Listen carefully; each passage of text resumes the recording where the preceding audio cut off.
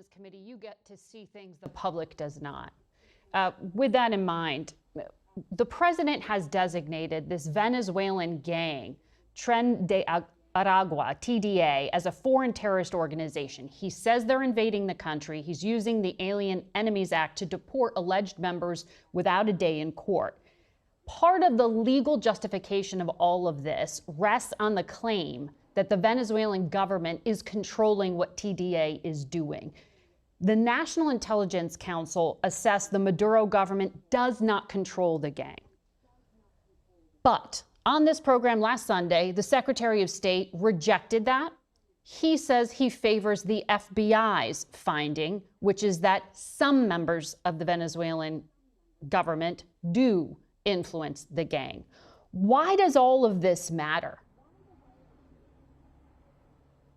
Well, it matters, Margaret, because I'll remind you that in the George W. Bush administration, exactly what is happening right now happened. It was a different topic. Right now, despite the conclusions of the intelligence community, the president, the director of national intelligence, and the secretary of state are saying that Venezuela directs Tren de Aragua. Now, they're saying that because they need this no due process mechanism of deporting people, the Alien Enemies Act, which, by the way, the courts are now laughing at. But the reason it matters, Margaret, is because the last time the White House did this, when they were determined that the intelligence community be forced to find weapons of mass destruction in Iraq, which there turned out not to be, 4,400 American servicemen perished in a war that was fought on false pretenses. Not to mention, by the way, the many hundreds of thousands of Iraqis who perished in that war, which was a catastrophic strategic mistake driven by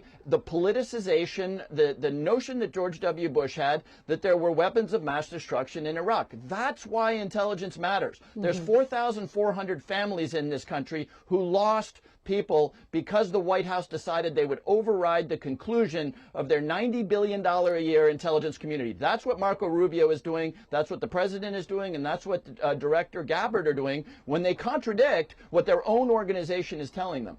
So on that point, this is also becoming an issue for Joe Kent, who is the president's nominee to run the National Counterterrorism Center. He's under scrutiny because emails show that while acting as chief of staff to DNI Gabbard, he pressed analysts to amend an assessment of links between the government and TDA.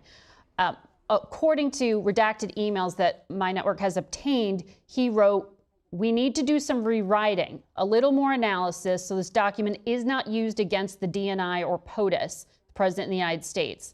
He says we need to incorporate the FBI's assessment. You have now read these declassified emails as well. Do you believe that Joe Kent was just asking for more context? No, he absolutely was not, and I have seen the redacted emails. He was pressuring the National Intelligence Council to alter their conclusions. And look, he gave away the game. You just read the line. He told us why he did that, so that this report would not be used against the president or the director of national intelligence.